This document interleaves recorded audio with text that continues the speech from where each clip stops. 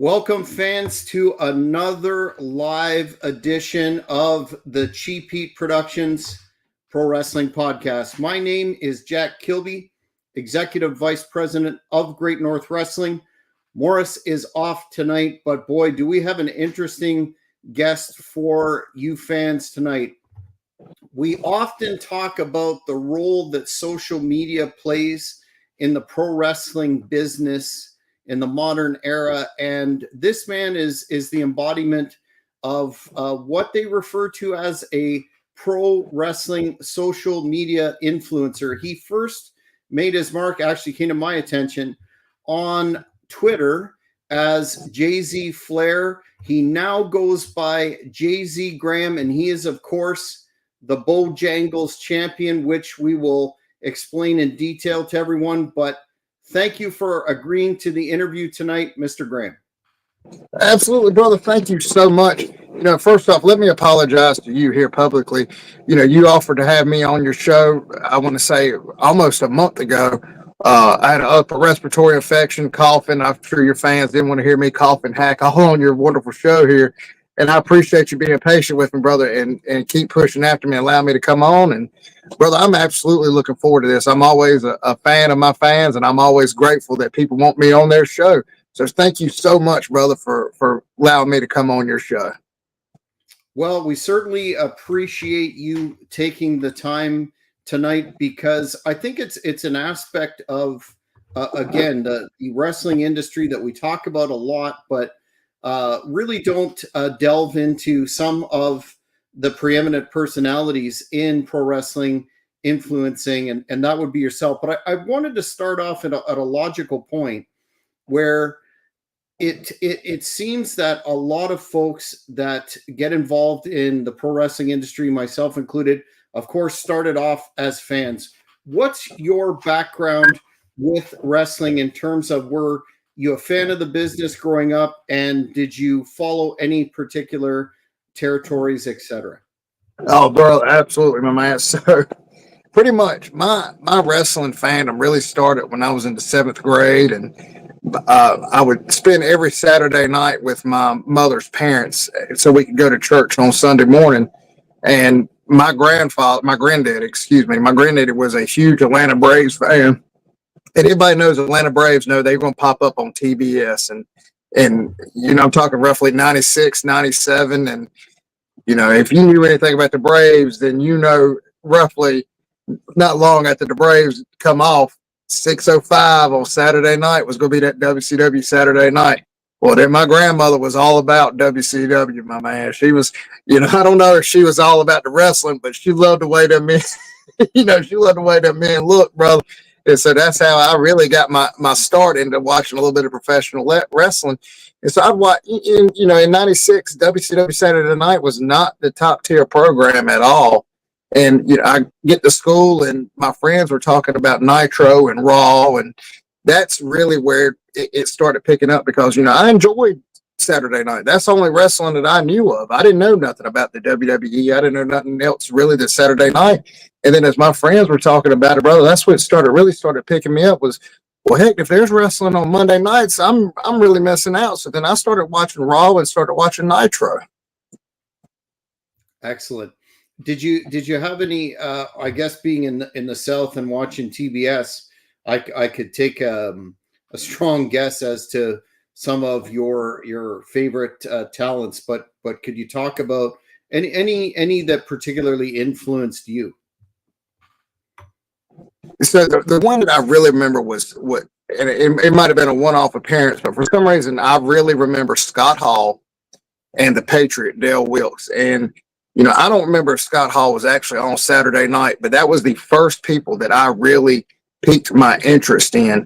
The Patriot more than Scott Hall, because, and I could tell you a story here a little bit later on, but those were the first people that really they sucked me right in, dude. That outsider's edge got me.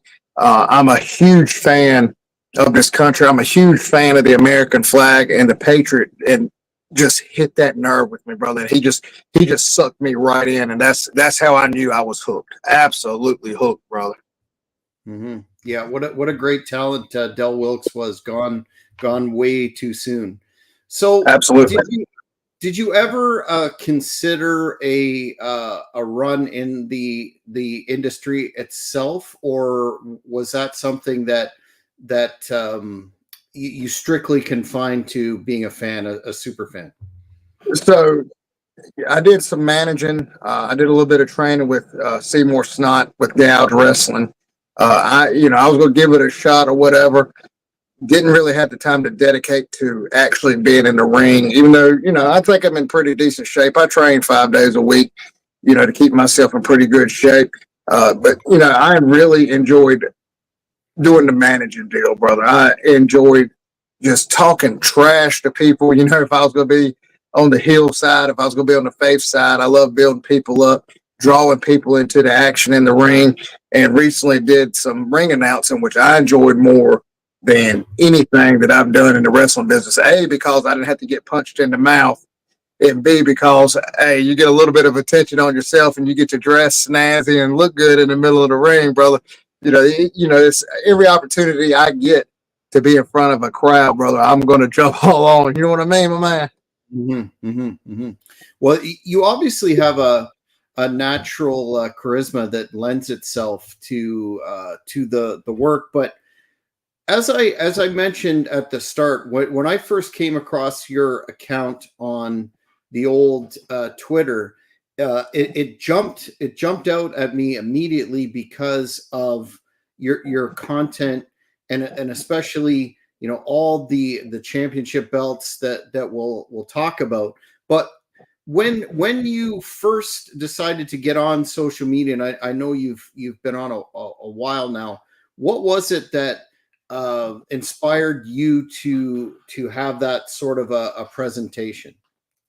So, wrestling belts is that kind of niche group of people that really just drew me into professional wrestling.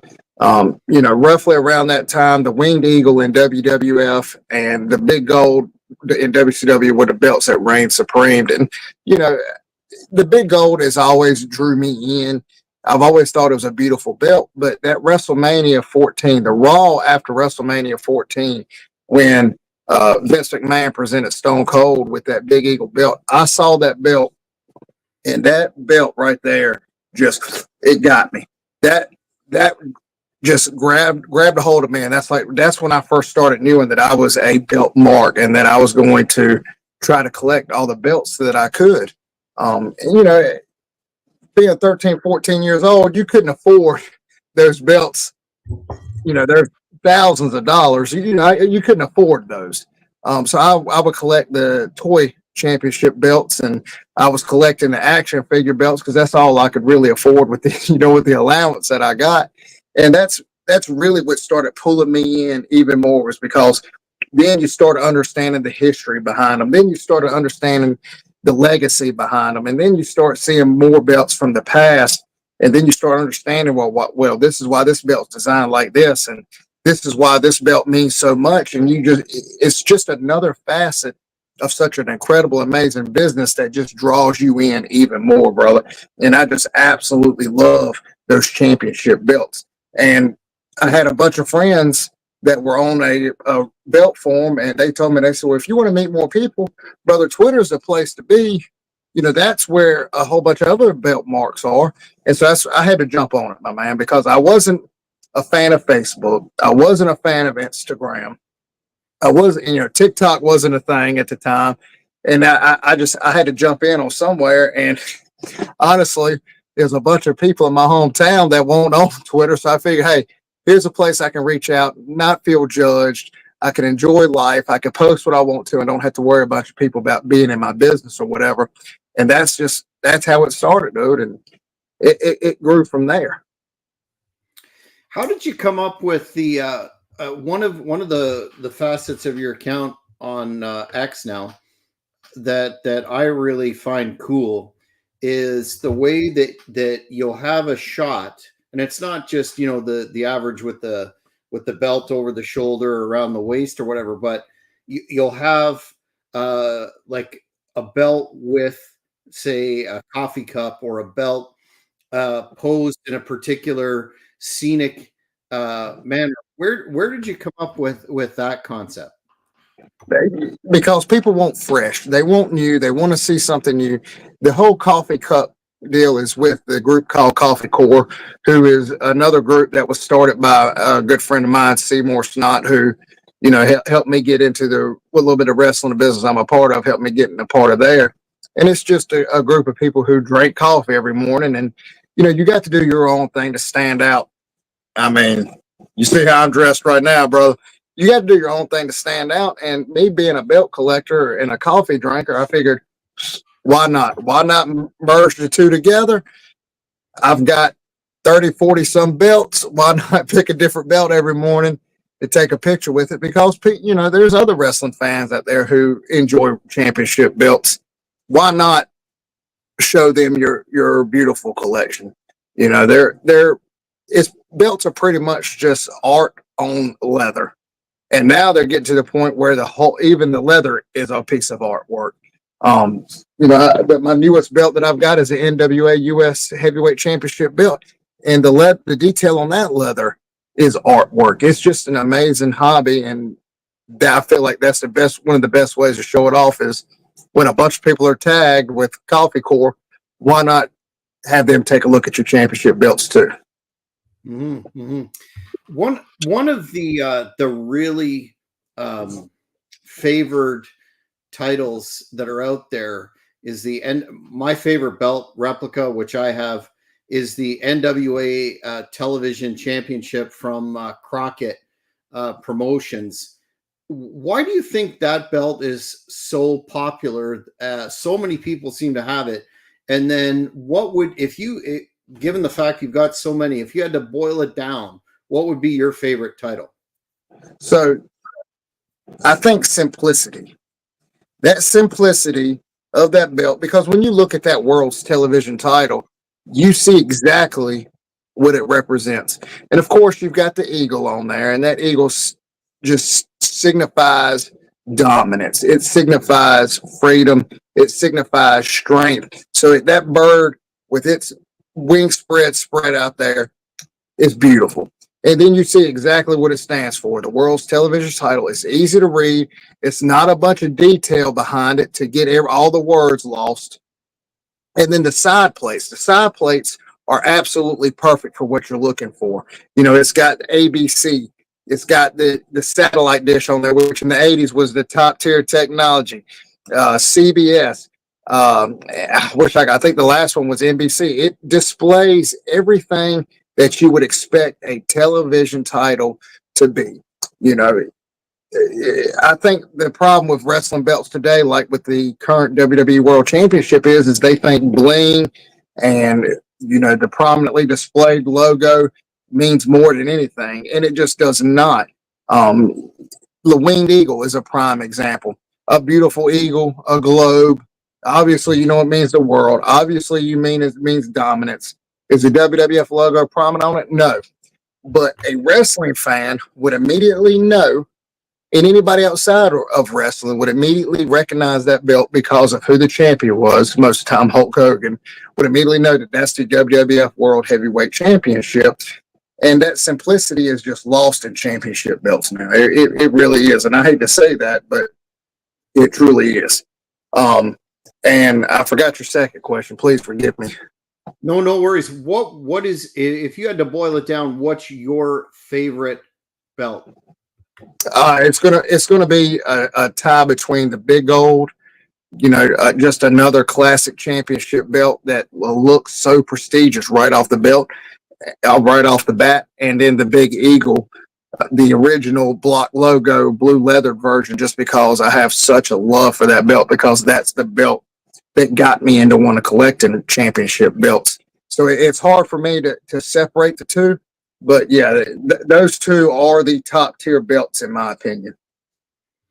Yeah, you raise a good question. I was going to ask later, and it seems to me that WWE being the biggest organization that most of us first were exposed to wrestling via me being a Canadian. That's all we got for a number of years. But do you think with that first with the some of the Cena belts with the spinning, and then they experimented throughout the 2000s and landed on what I think most classic wrestling fans would regard as a very ugly world title. Do you ever see?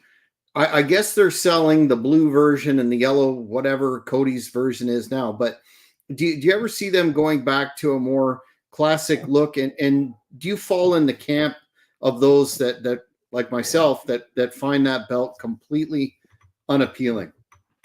So my thing is I understand why the WWE has that belt, because you see so many people out there, or excuse me, so many professional teams passing around that WWE logo belt. So I understand that it's the advertising deal with it there. But I don't think they're ever going to go back to a classic style title just because they know of that advertising. They know that it reaches the NFL. If the next person who wins the Daytona 500 gets the belt, that's more NASCAR fans. Any professional sport, it's just advertising for them. But I would love, the spinner belt's a gimmick deal. It fits Cena. It should never have come. It's just like the smoking skull. It should have never been placed on another wrestler except for Cena because it's a gimmicked title. It made perfect sense for Stone Cold to have that smoking skull because he was anti-authority. So why would he want to tote around a championship that represent Vince McMahon, that had the McMahon family crest on it? Of course he would steer away from that title and have his own. And I feel like Cena's spinner should have been the same way. They should have went back to the undisputed championship belt. That made perfect sense. But do I ever think they'll go back to a classic style? Absolutely not. Even my own championship, the Bojangles Championship, it's a spinner. Why wouldn't it be a spinner? It's gimmicked. It's made for advertising. It's made to draw the eye. It's made to want, children to pay attention to it. And what do you want from a belt? This is what this belt represents. It represents advertising. It represents attention. It represents a prestigious brand. It's perfect as a gimmick. But as far as a championship that should represent a wrestling brand, I absolutely think a spinner is a horrible idea. Mm-hmm. We'll talk about how you became involved with Bojangles and got that title in a minute. But I wanted to ask you beforehand, originally you were using the name Jay-Z Flair, and you had a lot of, how should I put this, callbacks to his, wheeling, dealing, limousine riding, kiss stealing, jet flying, son of a gun stuff. And you had, the belt on a female, and it was very Ric Flair-esque. Why did you end up dropping the Flair part of your moniker and that sort of? I thought it was as a long-standing Flair fan, I thought it was really cool. I thought it was like an homage as opposed to some of the the bad impersonations that you see. I thought you were doing good work with that. Why the switch? And I appreciate the compliments there on that, brother. But so, I used to rock the blonde wig every once in a while. I always wore a nice button-up shirt with a tie, nice pair of slacks. Obviously, custom suits, as you can see. I enjoyed at that time, prior to October of 2020, I enjoyed that lifestyle. I enjoyed that gimmick, the drinking, the women, the fun, all that mess, But after a while, in October, you kind of realize that life you live in isn't the life that you want to portray to a younger generation. It's not the life that you want to live, your legacy behind. Eventually you got to grow up. I don't know any other way to put it, but eventually you got to grow up. And in October of 2020, I dedicated my life to Jesus Christ and I got saved. And you cannot live that Ric Flair gimmick, I don't care, on your social media. You can't portray it in any way and be a legitimate sold out person for Christ. So I had to change the name, brother. I had to show that, hey, that lifestyle that I used to live, I no longer want to live. I no longer want to be associated with it. So I made the decision to go from Jay-Z Flair and decided to leave that and decided to say, hey, how about the Reverend Billy Graham, and went to Jay-Z Graham. Also because Billy Graham was a wrestler, obviously not the Reverend, but superstar Billy Graham was a wrestler. So I figured out, hey, that's a pretty good tie-in. I'm not going to sit here and, I've been asked before, why didn't you do Jay-Z Christ? And I'm like, well, that's a little bit of sacrilege. There's no way whatsoever that I could ever go that route. So I figured, hey, Graham would be the best name possible for me to go with. And I actually enjoyed that a whole lot better because, like I said, bro, I'm in church almost every Sunday. I do a Bible study every Thursday. My life is so much more better now than it was prior to October 2020.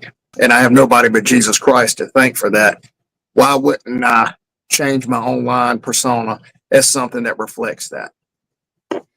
Yeah.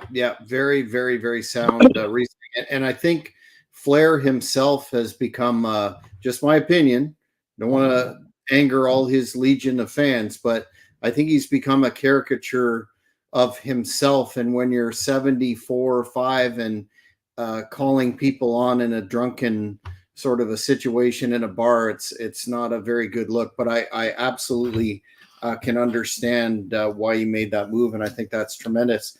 Now, the question at hand is, how did you become involved with a company that I always stop at? I've got a family property in Myrtle Beach, South Carolina, and I always stop at Bojangles because we don't have it up here. So how did you get involved with them, and more importantly, how did you get that title? So brother, that now, we talked about my mom's mom and dad. Now we got to move over to my dad's mom. My dad's mom was a huge Bojangles fan herself, brother. Country ham biscuits, loved them. She could probably eat a dozen of them at a time. She didn't, but she absolutely loved them. And that's the lady who introduced me to Bojangles, brother. And so, she would take us to Bojangles, me and my cousins, every once in a while to Bojangles. And, obviously we enjoyed it. As I grew up, my friends, Bojangles became the place we would hang out at after school. So that was, especially for some reason, Thursday afternoons. I don't know why. After prom, I don't know why, but that's where we would go. We would burn Bojangles up, brother. That became the place to hang out. And as I got older, brother, you can't give it up. The Cajun fillets, the Supremes, the tailgate specials, brother. That's always been my jam. Love them to death. And so as I got older, obviously, you can't eat a whole lot of fried chicken and stay in shape. You know what I mean, man? So it got to be me and my ex-wife decided, hey, we're getting older. We got to get on a diet plan or whatever. And I said, well, here's the deal. I'm more than happy to do that. More than happy. But on Sundays, I'm having my Bojangles. No ifs, ands, and buts about it. And so, as you know, I've been a wrestling belt collector since I was 14 years old. Started with replica toy belts and progressed from there. So we would go on Sundays, get our Bojangles, and then I would just do something simple like take a belt, take a picture of the belt and the food together and say, hey, Bojangles, the champion of chicken. Bojangles, the world champion. Nobody does it better. And you got to the point where people were tagging me in Bojangles in tweets about 80 to 100 times a month, which don't sound like a whole lot. I didn't realize it. And it got Bojangles' attention. They saw the belts. They saw the pictures. They loved the little bit of free advertising they were getting. They loved the fact that people were engaging with it. And, it spoke to them. And, they hit me up. They said, hey, Jay-Z, look, we love what you're doing. We know you're a super fan, which I am, and it's not just the food. It's the fact of I have all these memories there as well. So, it touched me in my heart. It touched me in my soul. They said, hey, come on down to the headquarters in Charlotte, North Carolina. They invited me down in like April of 2018. And I was like, hey, I appreciate it, but I got to work that. You know what I mean? I didn't know what to expect. And so they hit me up again. They said, "Hey, look, we got this day available. Come on down, hang out." And then they finally started telling me what the deal was. They're like, "Hey, we want you to tour the headquarters. We want you to meet the people that work here. We love what you're doing. We want to teach you how to make biscuits, and then we'll let y'all eat the biscuits. We'll make meals for you. You'll have a good time." And I was like, "All right, sold." So I get down there. It's June 29th, 2018. Get down there early in the morning, walk in, meet a couple of people, and they give us a tour to headquarters down there. We get to make biscuits, and as we're making the biscuits, they start cooking the meals that me and my ex-wife would typically get. They had done their research. They knew exactly what sides we got. They knew what we got on our chicken. Most people, and I don't know what you get when you go to Bojangles, but we would get Cajun fillets and we would get cheese on them. Now, that's not something that's typically done in a whole lot of places, but they knew that. They knew we got fries. They knew we got sweet tea. They had everything laid out perfectly. So we make the biscuits. They hook everything up. They feed us. And, we're sitting there eating, and I'm almost done eating. And a gentleman comes in, and I wish I could remember his name because he was super awesome. He comes in, he says, "Hey, man, we got one more thing for you. We want you to see before you leave." And I said, "Well, dude, can I, bro, let me finish eating my biscuit first, dude." He's like, "No, we need to go now. It's a rush deal." So I got like 3 bites of my biscuit left, bro. And I'm like, all right. So I get up from the table, got a conference room right across the hall from us.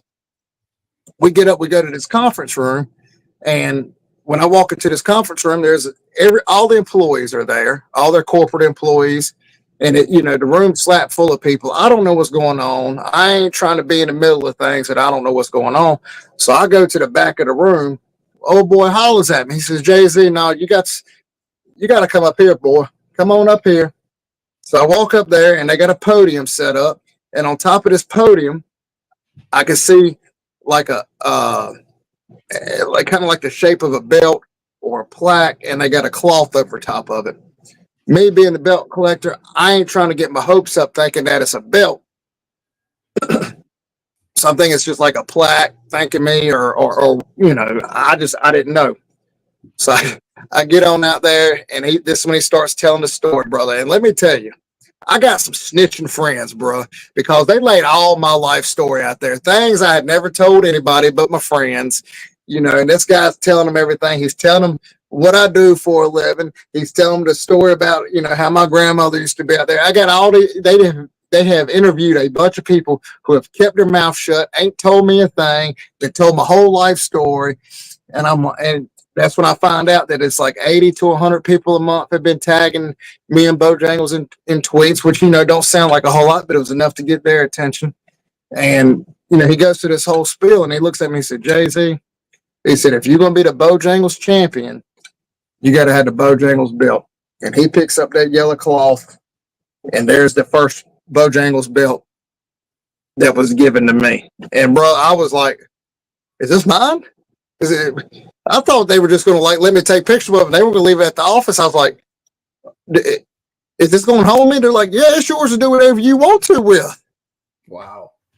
And so you're talking, and I don't know what your fans know, but championship belts, if you get them made of a decent quality, brother, you're talking, especially when you start talking about a spinner capability, you're talking about $1,500, $2,000, $2,500, $3,000. You're talking about a good chunk of change, my man. And that's when I was like, there's no way this is legit. No way whatsoever. Bro, I was tickled pink, brother. I cut a promo there in front of all the people trashing that. And I don't know if y'all have them up there. I don't know if you've heard of Carl's Jr.'s or Hardee's. Trash them. I trash Biscuitville. I trash KFC. I trash churches. I trash Popeyes. I trash every single place that ever thought about making fried chicken anywhere close to Bojangles, brother. And they had an absolute blast. And I had an absolute blast too. And it just, and that was before the suits. That was before anything else. and it's just been fun ever since, brother. Wow, that's quite a story. What a company for a large conglomerate to do something like that. That's an incredible. That's We hear a lot about the negative aspects of social media. Your story is definitely a positive one. I wanted to ask you about some of the wrestlers that you've interacted with that get a kick out of the whole Bojangles Champion character, and I think you have a long-standing relationship with the man who is now one of the general managers in WWE, and that would be Nick Aldis. Absolutely. Nick's my man, brother. And let me tell you, dude, I don't know if you can see behind me. And it's sadly, I'll turn the camera right there so you can see just a little bit. But you can see right here, I've got that 10 pounds of gold. And right next to it, I've got one of two copies of the Global Force Entertainment, Global Force Wrestling, excuse me, not entertainment, Global Force Wrestling World Championship that Nick Aldis held. So, you know, I started watching the NWA when Billy Corgan bought it, and brother, it became appointment TV appointment YouTube for me, just like Raw and Nitro was during the Attitude Era, brother. I was not going to miss an episode, and I absolutely love the fact that it was on YouTube, because when I was in the gym working out, I could get through my workout, get on the Stairmaster, treadmill, whatever cardio I was going to do, and I could watch it, and I absolutely loved it. So at the time, Nick Aldis wasn't the champion. I'm trying to think of what the guy's name was at champion before Nick Aldis, and I can't think of his name. Tim Storm. Tim Storm. Yeah. Tim Storm, brother. And Tim Storm, in my opinion, was one of the greatest champions of all time. And I know, you know, he's obviously never going to go down in the annals of history as, you know, a great wrestler. But brother, for some reason, he just drew me in. I think it was the fact that I knew that he worked a full-time job, and yet he still toured as the NWA World Champion. And that appealed to me. And, you know, I found out Tim Storm and Nick Aldis were getting ready to wrestle, and I made a tweet, something to the effect of, I would rather pay $50 to watch Tim Storm wrestle than be paid $100 to watch Nick Aldis. And I tagged both of them in it, took a picture of the 10 pounds of gold and put it on there. And the next thing I knew, bro, I was blocked. I was blocked quick, fast, and in a hurry, my man. And I mean, within minutes, I was blocked. And I was like, man, that's a thin-skinned dude right there, brother. You know. And so, dude, I was cutting promos on Nick Aldis with my Bojangles Championship belt. Like, you know, he can't tell me nothing, man, because I'm the champion of a multi-million-dollar corporation. If you're going to be the face, bro, you got to be able to take some heat, bro. I cut promos after promos on Nick Aldis. And I don't know how many he's seen. Thankfully, they've been deleted because I scrubbed my Twitter, you know, so hopefully he won't go back and watch them or anything. But, you know, I couldn't stand him. I didn't think he could wrestle. I didn't think he had the personality. I didn't think he had it at all to lead the NWA to where I was hoping it was going to go. And I just crapped all on him. And I had a friend named Adam Rotella who told me I was barking up the wrong tree, that he was going to be great and all this other crap. And, you know, so I started watching him, and boy, I was wrong. I was 100% wrong. You know, I ate crow, and somebody reached out to Nick and told him, said, hey, you know, Jay-Z backed off of it a little bit, and, you know, he really sees what you're doing with the product. You know, you had Strictly Business, and Strictly Business I absolutely loved. And, you know, as it progressed, Nick unblocked me, and maybe 2 or 3 days after it blocked me, he started following me because, dude, I became a super mark for Nick Aldis, brother. He actually put me on a diet plan that helped me lose roughly 20 pounds. It got me in great shape. He gave me a workout plan that helped me a whole lot. I enjoy his supplements. Obviously, yep, Legacy supplements, a great. I love the creatine and the protein, the test booster I take, and the fat loss I take before the beach season hits, brother. It's great stuff, my man. And as you can tell, obviously, if you're going to spend a couple of grand on championship belts just because he held them, bro, I'm a big fan. And Nick has reached out to me multiple times. He's been super good to me. When I had my own podcast, he come on the show, didn't charge me a dime. When the show finally ended, he actually recorded about a 5-minute just an audio clip of him thanking me for having him on the show, for changing my opinion on him. Just a great guy. When he would do meet and greets, if I was at the same show that he was at, I would stand to the side and just wait for him to get cleared up.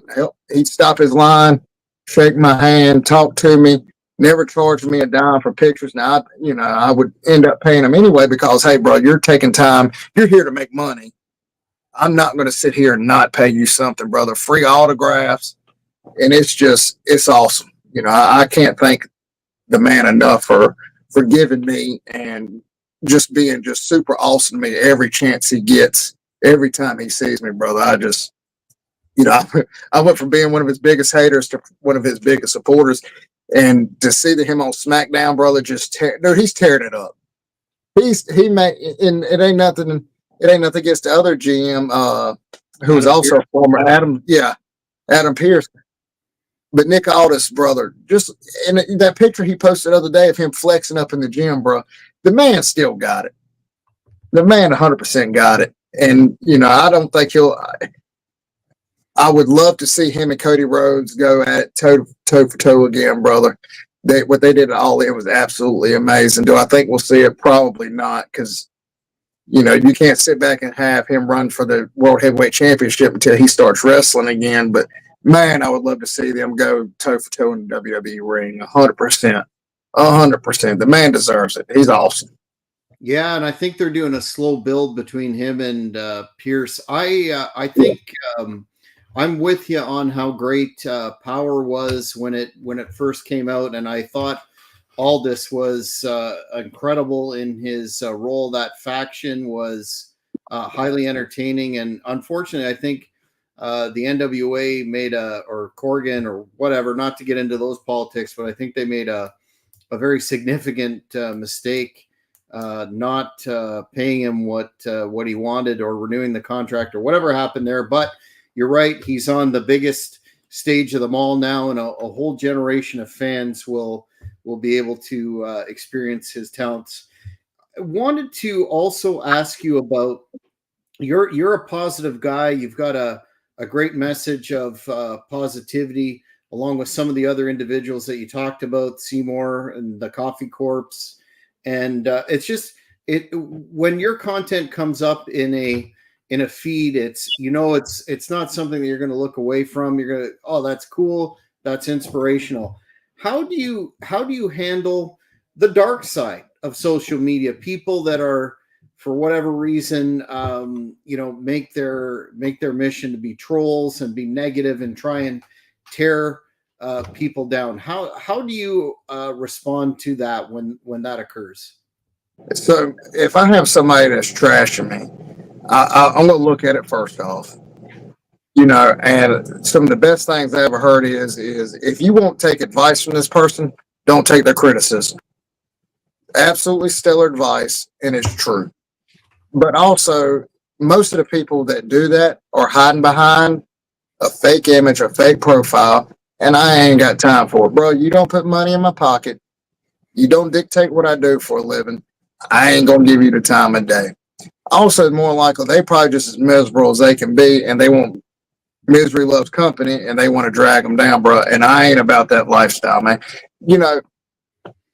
Not divulging into too much, brother, but I see true misery almost on a daily basis. What this crap you talk about on social media don't mean nothing to me, brother. Nothing at all. Because I'm going to tell you straight up, there ain't nobody out there that can do what I do. Now, there's a whole lot of people out there that can do different aspects of my life themselves, but there ain't nobody out there that can be Jay-Z Graham like Jay-Z Graham is Jay-Z Graham. And that's all that matters to me, brother, because I'm going to tell you like this, 100%. One day, every single person is going to leave this life. And I know on the opposite side of this life, I got a heaven waiting for me with my Lord and Savior. And I'm going to tell you 100%, ain't nobody going to take that fire out of my heart and out of my soul, my man. They could be miserable. I ain't going to block them. I ain't going to mute them. I ain't going to do anything, because I know if I do that, then they ain't going to see me. And I'm all about them seeing me, and that nobody going to hold me down, my man. Excellent. You mentioned earlier that you go to shows, you've done some ring announcing, managing. In terms of general appearances that you've made as the champion, I've noticed on your account that you meet a lot of followers, and they always are very entertained by you. They smiles on the faces without exception. Can you share what you would consider to be a memorable interaction with one of the folks that follows you through social media? No, I can tell you, I ain't gonna say it's the most memorable, but I'm gonna tell you the most fun one I had was at a show close to my home that Gouge put on, and a guy had he'd recently started following me. He came to the show and just wanted to meet me or whatever. The man walked up to me with a KFC bucket, and he's like, "Hey man, can you sign this for me?" And I just shoot him away, right? Like, I ain't signing that. And I said, "No." I said, hold up. This is a perfect opportunity. I said, "Come here, dude." I said, I'll sign it for you under one condition." He's like, "What's that?" I said, "I'm going to film it. I'm going to cut a promo on you, and then I'm going to put that bucket on top of your head." And bro, he was game. He loved it. He smiled. He said, "Dude, I'm 100% for it. Let's do it." And so I did it, brother. I took the Sharpie. I crossed out the Colonel's face. I signed my name. I talked smack, and I turned that bucket over, and I put it right on top of his head, brother. And I think I kicked him in the butt, shoot him away. And his mama texted me or sent me a private message. She said, "My son won't stop talking about it. He absolutely loved it. I really appreciate it, brother." And that's the kinds of things that I enjoy, dude. I've got, if you can see behind me, I've got the robe, I got the mask, I got the neon sign back there. What you can't see back there is a bracelet that says bow time on it, that a little girl made me at a show. Never met her before. Loved the gimmick. She loved the belt. She wanted to take a picture. And, I don't charge for autographs or pictures or anything like that, because, I want people to talk about Bojangles. I want people to see Bojangles.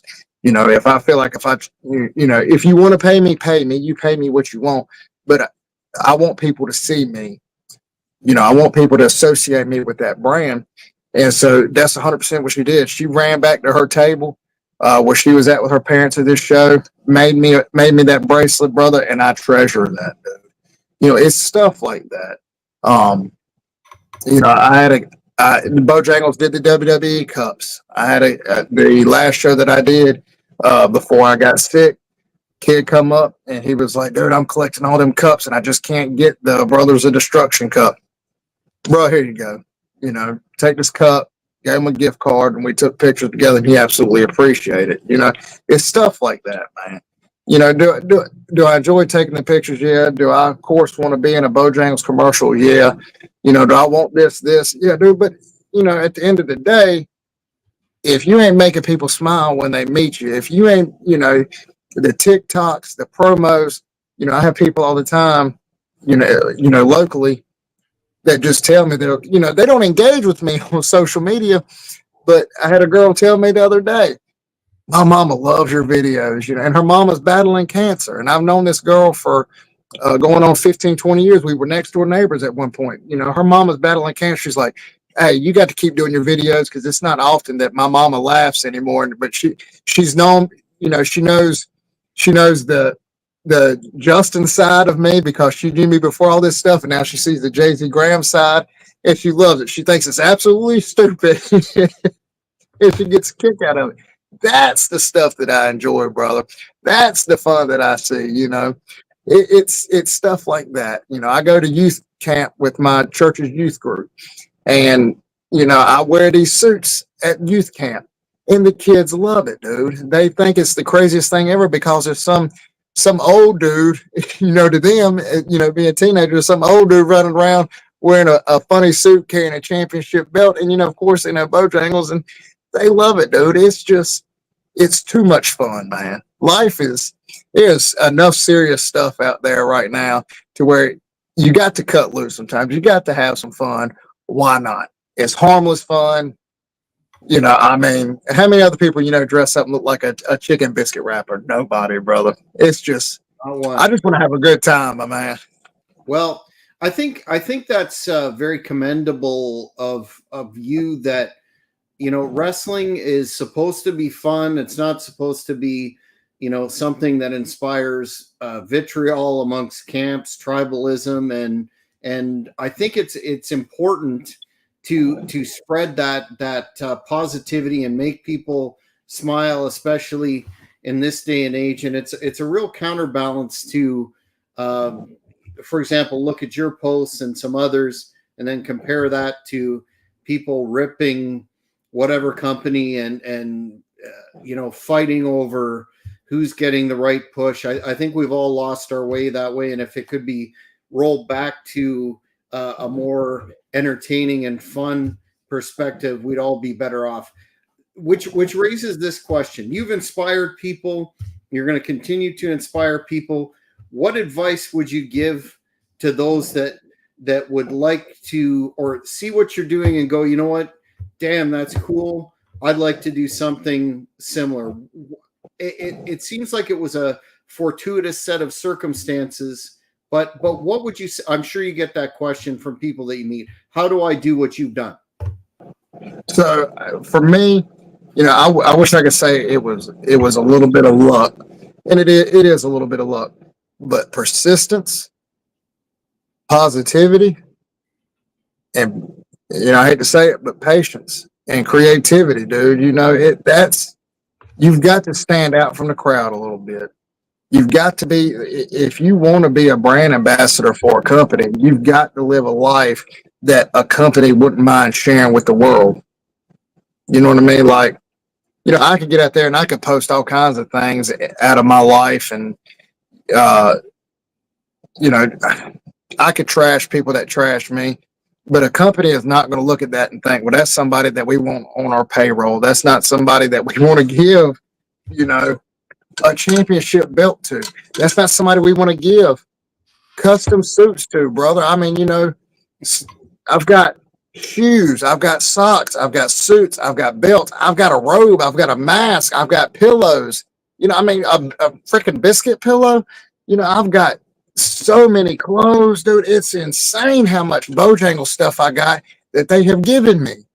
And people just think that, that they do this because of XYZ. And it's because, and I know for a fact that Jose Amario, the CEO, he sees what I post. He's got me flagged on his social media. When I post, he gets notified. If you go about your life trying to build up a brand, build up yourself, build up others, brother, people are going to take notice because you're going to set yourself apart from everything out there that's on social media, because everything now is, this is why this is crap. This is why you're crap. This is why everything sucks. And bro, people get tired of that. Your social media, anybody's social media should be building things up. It should be making things better. And it's just not. It should be, hey, let me tell you why Bojangles is the best. But other people would just trash KFC, Hardee's, and all these other people. Hey, bro, they're a business too. They've got employees too. They got people that's trying to feed their families.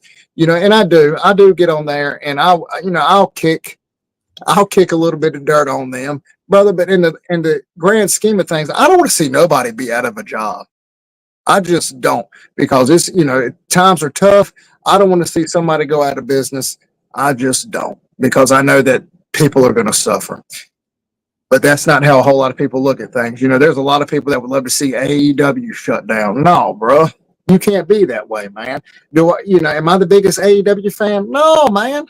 But just because it ain't for me, don't mean it ain't for somebody else. Don't mean there ain't people getting opportunities to live out their dreams. And so you want to see a brand go out of business when you got people who never thought that they would ever be able to do this professionally. No, man, you can't get down like that. And I'll never get down like that. Mm-hmm. I've said the same thing. I mean, AEW gets a lot of heat now. The honeymoon is definitely over and has been for a while. But as I've said when I covered AEW events in Canada, I mean, anybody that calls himself a fan of professional wrestling should not be hoping for the demise of a major company where a lot of folks feed their families. And I think that needs to be restated, and people would be a whole lot better off if they just relaxed and enjoyed wrestling for what it is, entertainment. Correct. Absolutely correct. Well, we have quickly pretty much burned through our time. I knew we would have a lot to discuss, but I have to ask not only where the fans can find you on X, and I guess you're on TikTok. I'm not on TikTok. Yeah. But what do you have upcoming, if anything, that the fans should be aware of? So the next thing I'll be at will be at WrestleCade in November in Winston-Salem, North Carolina. And then December 7th, I'll be in Gastonia, North Carolina. I'm always going to be on Twitter, Facebook, Instagram, and TikTok. The Bojangles Champion, JZ_Graham, brother. I'm easy to find. You can't miss the suits. I am one of a kind. I am deep fried and bona fide, brother.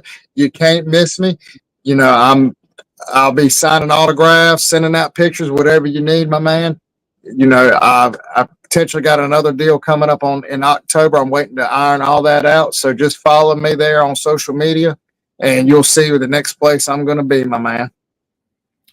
Well, JZ, I really appreciate this. This has been a lot of fun, and I would encourage viewers of Cheap Heat Productions and thehannibaltv.com, look this man up, give him a follow on those platforms. It'll be I often look at his content on X as a palate cleanser, and it's just plain fun. So thanks again for coming on the podcast tonight, sir. Thank you, brother. Thank you so much for having me. And like I said, brother, I appreciate you being patient with me when I was sick. I hated to keep putting you off, brother, but I didn't want to be coughing, and I actually want to be able to talk. Well, I certainly appreciate you and taking the time tonight. It was well worth it. Fans, that's it for this edition of the Cheap Heat Productions Pro Wrestling Podcast. If you haven't already, please hit that subscribe button and like these videos if you find them entertaining, and I hope you will, and you will never miss any of the upcoming content that we have.